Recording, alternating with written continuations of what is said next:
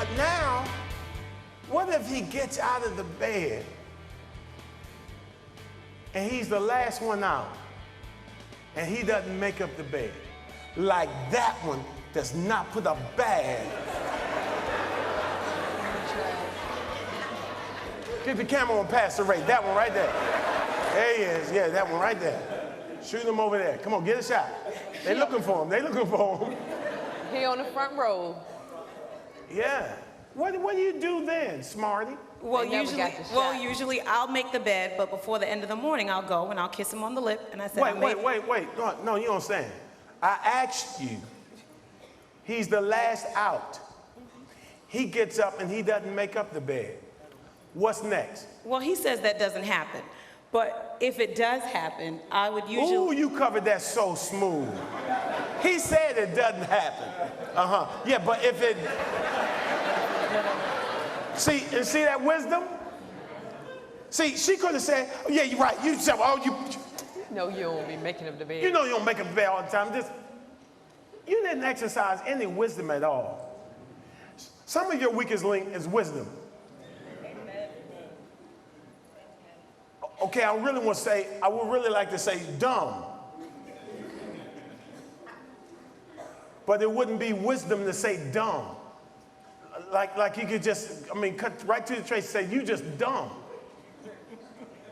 But that wouldn't be wisdom. She didn't say, jump out there and just say, well baby, put him out. She didn't embarrass him or humiliate him when he got to defend.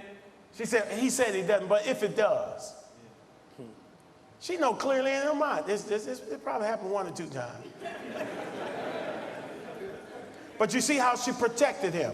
I'm just giving you some tidbits, some nuggets. Talk to me, dear heart. So, if he does, I'll usually just come back, I'll make it up, but before the end of the morning, I'll kiss him romantically and I'd say, sweetheart, I made up the bed for you. Just as a reminder, so he knows that I did it, but it lets him know that was your job. Fight and cuss each other out. That's the one we want to talk to. That was too easy. I ain't gonna say not one did. I kissed him and baby, you didn't make it. That ain't the one I'm interested in. Tape sales just went down. Tape sales just went down. That's awesome. Yeah. No, really, true. How long y'all been married? 9 years in December. 9 years December. In December, this December. What would you attribute to, how did you get to, has it always been that way? He's been pretty disciplined. When did you come up with this guideline? When did you implement this rule, this guideline? That was pretty early. It was pretty early on. We both, to give a background on both of us, we both come from divorced families. Okay. And we courted each other for about 7 years before we got married. Okay. And it was more so on my end to grow spiritually mature. Okay. Because of the fear of divorce. And okay. You know you meet the right woman, but because of previous issues and coming from a divorced background, I didn't want to make the commitment and then end up losing her. So what I did early on, before we got married, was I went to a lot of men's conferences. We devoted our time to things such as Married Made Easy. I went to a few conferences, grew, and then I made the commitment when we got married that we weren't going to let anything come between us. So our first thing was slow to take offense, slow to give offense. So that's a good concept. Slow to take offense. Take offense. Slow to give offense. Okay. I like that. Slow to take offense and slow to give offense. Okay, go on. Yeah, so once we established that, anytime one of us felt like we were going too far off. Okay, but you all do realize no one can offend you. Right. You have to take offense. Mm-hmm. Okay. Well, and again, because of the backgrounds, we wanted to make sure there were some rules in place. Good. And when we felt like there was something creeping up that was going to cause some sort of division, we would just tap each other and say, same team, same team. You would tap each other. Right. Same team. Before it got to another level of ignorance. You put things together. You put things together. I know one pastor, he used to teach about, they used to have descriptions of the level of seemingly offense that went on in their relationship. And so when something would happen, their code was pebble, stone. Oh, that was a cinder block. So anytime she would say something and he said cinder block, she knew she said something that really got to him. Now, how can you help define what's off basis and off limits in your relationship where the other would know, oh, you really crossed the line with me on that one? And you're helping each other to identify where the shortcomings are while you're just going throughout your day, because you may not have time to discuss what was said, and a lot of times you're in public. And you can't say, wench, you heifer. You can't go there, but you can say cinder block. I'm selling DVDs, wench. Come on, but you understand what I'm saying?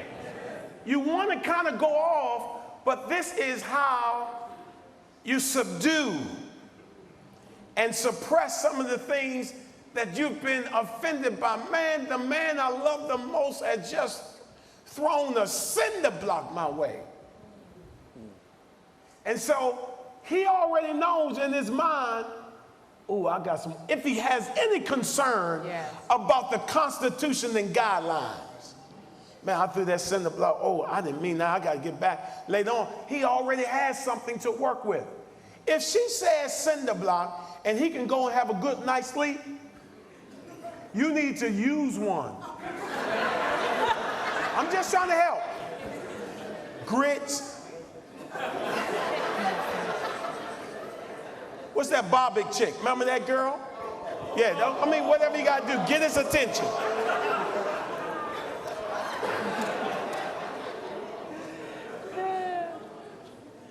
We've been talking about this stuff for years.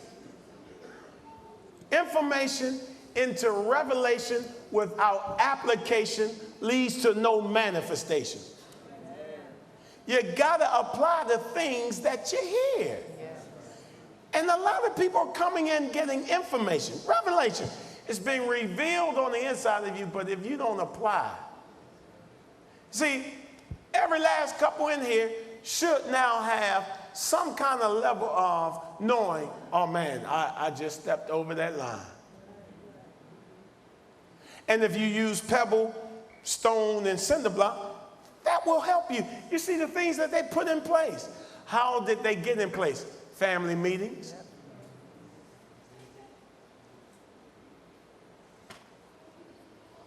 Anything else you want to add? Lastly. Just the fact that I think we bring into marriage a lot of baggage from our parents, whether we saw how our parents were or weren't if they were divorced. And what we did before we got married was we literally cleansed ourselves. And I left my mother's baggage of being divorced from my father, and I told myself, he's not my father. And I made a decision. You told yourself he's not who? That he's not my father. Okay. He's not gonna leave me. He's not gonna abuse me. Well, why do you call him daddy? Well, that's for different reasons. Oh, okay. All right. Daddy! Praise and... That's what I'm saying. Okay, and so... We just decided that whatever our parents' issues were, we had to be conscious of the fact of our behaviors, and we weren't going to bring, my mom had a tough marriage. My father abused her, so her attitude was, don't let any man step on you, don't do all those things, and I understood where that pain came from, but I had to realize her pain wasn't my pain. It can be. It can be. But you didn't allow it. I didn't allow it. Generation curses are broken the minute you receive Jesus, but generation choices are still available. So, Janelle, out of what she just said, how do you think you can apply what she said to this area of communication, the lack thereof. Talk to me, Aaron, one of you. Okay, and as soon as she was saying some of the things she was saying at the end, But that our lives were so different before we got together, like what I came from, that some of what she's saying has taken place in our marriage, like the shedding of the things that I, went through with my family. My mom was divorced. She's had an alternative lifestyle. She was a lesbian for a long time, so I saw like something totally different. But, This is going to really help sell some tapes. Your mama was, she said it, her mama was a lesbian right here on national television. This going to sell. Buy these tapes. Your mama may be a lesbian. She going to help you. This is good. But in that, the thing that played the biggest role was how my mother talked to me as a child. She was really abrasive and rude, like everything was a command or a demand. And that in our relationship, it's like I have this thing in me where you can ask me to do whatever you want me to. Baby, pick that up for me, please. I'm gonna do it. Pick that up. It is not gonna happen. It's like, it just... Just disobedient. She like, It rattles something in me. So it's how he says things to you that will determine your response. And Now, what's my response to her response? Say, I am responsible for my response. My response is my responsibility. Nobody, that she has to take, regardless of how she said, we got to get her to the place where you just put the trash bag in there anyway. You just go ahead and pick up the clothes anyway. Would you all suggest that she may have some growing to do? Don't be concerned about how she feels. Well, the tough part in that is being that I sit under this ministry and within this family, I do it, but it doesn't take away how it makes me feel. Like I haven't got the feeling. So you down. still fight through. Yeah, I'll do it anyway. How you feel? But You do it. Yes. But there's some. It doesn't feel good. There's some rumbling. Is it like a 5.9 on the Richter? Like we had an earthquake. No, I think I go like from 0 to 8. You go to 0 to 8? Like 0 to 8. It really rumbles in you It like does. that? So that's an area that you have to really overcome in. You are preaching to the audience. There's some people who are just like you sitting there listening to you. yeah. But also in No, that, let her talk. We got some tape sales. I got to pull out the quicksand, man. But No, this is good. Yeah, no, because it's good. this is what we do. We talk about issues, forbearing one another in love. Nobody's being humiliated. Did it not? I think we've aired out our dirty laundry before you all, the mess that we've gone through. And if we don't come clean, that's why it disturbs me to know. I mean, like, how are people who seemingly have solid marriages one day and the next day they said, we're calling it quits. Somebody is full of hypocrisy.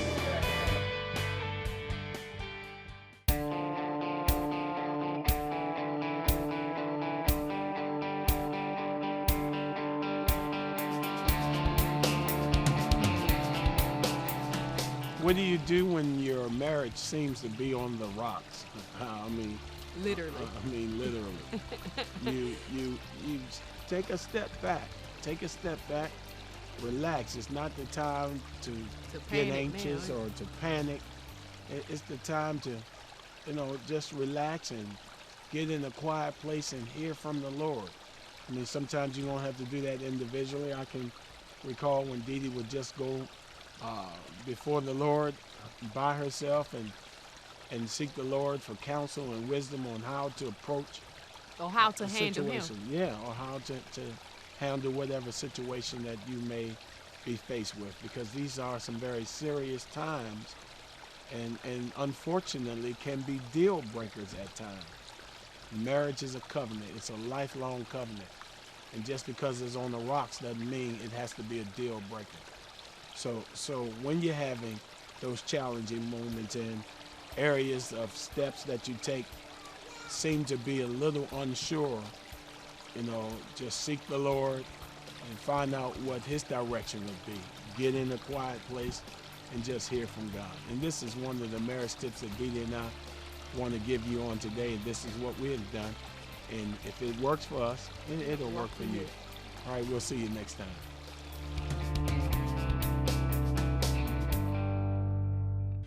How are people who seemingly have solid marriages one day and the next day they say, we're calling it quits? Somebody is full of hypocrisy. And if they would let somebody in on these things, like my main man that said he found dead in a New York hotel room with possibly some white powder in his pocket. And everybody trying to smooth over that. Then I'm talking to some guy, oh, I knew that all the time. Well, if you knew, why didn't you say something? It's possible he wouldn't be dead today. We lose a great general and soldier in the body of Christ like him. And we come to church and hear these masks. And we're no different than what the world, masquerading.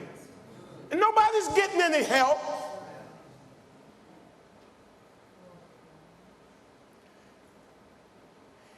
And that was my partner. I'm sitting there on TV and shows with him. I am not saying that the allegations are true. I don't know, but if they are, I didn't know. Why don't I know, son, you got problems with your flesh? We're around each other all the time. And then I'm hearing that you're screwing some other chick. I know. She said, no, he isn't. I'm trying to sell some chick.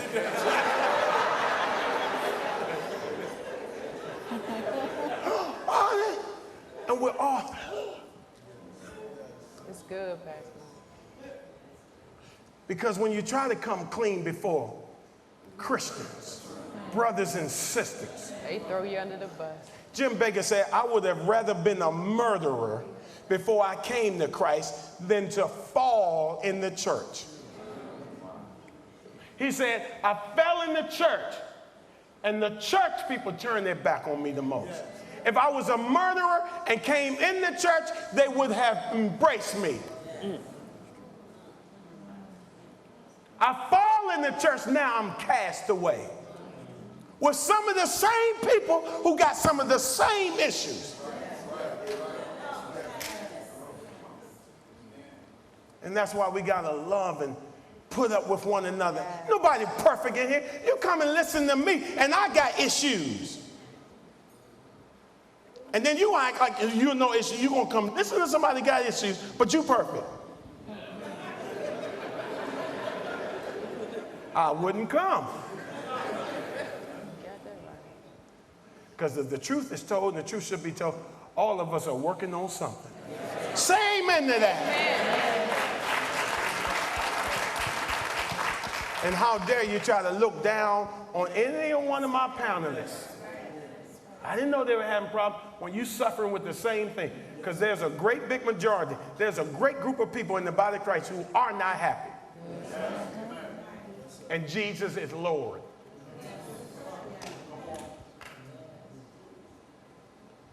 And so first of all, we got to stop playing games, church games. And she's sitting here, and I'm trying to pull out of her when he says something. How's that feel? She said, it's like an 8, from 0 to 8. Okay, good. Now I know how to help. And if I'm ever around my darling niece and nephew, and I hear that cinder block thrown, I can go put my arm around Aaron. Okay, all right, 7, 6, 5, 4, 3. And we've just diffused something. Together, 1 can chase 1,000. Come on, somebody. 2 can put, and I can help her. You know, I like fine women. I'm a connoisseur.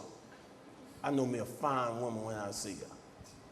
I'm a connoisseur of fine things, fine clothes, fine cars, fine women. I'm just fine. I mean, you can tell. Oh. And I couldn't even be true to myself. I see women, I'm looking, man, she ain't fine. So this one starts picking that up. Oh, you like her, huh? No.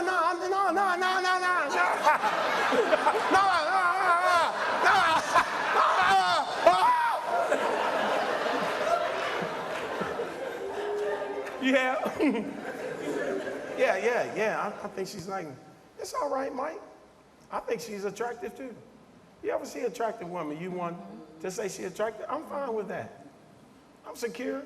You've never given me any reason to doubt that you're going to be true to me. So now I'm like, she fine. Look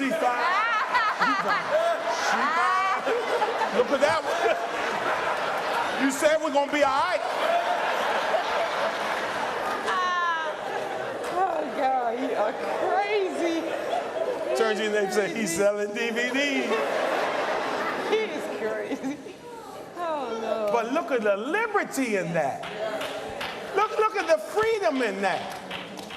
I receive. Look at the freedom in that. And some of you razzing, dang. And you can't even tell your covenant partner. You got secrets from the one you've pledged your life to. Secret lovers. That's who you are. We ain't talking about nobody on the outside. We're talking about two of you together who sleep in the same bed, disrobed before we're done, withholding things in your spirit. No priority relative to the Constitution and guidelines of your house. No agreement. That's what we have. Now, on the other hand, she better not ever tell me some guy fine. That's double You can think it, but don't tell me.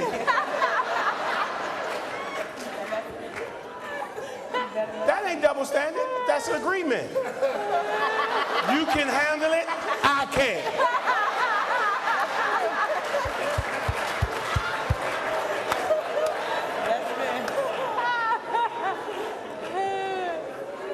You see how easy that works? Accountability. Of late, I've been wanting to know. Is that true or not? Yeah. Of late, I've been wanting to know. Tell me a guy you think is attractive. I turned 50. I'm feeling a little insecure.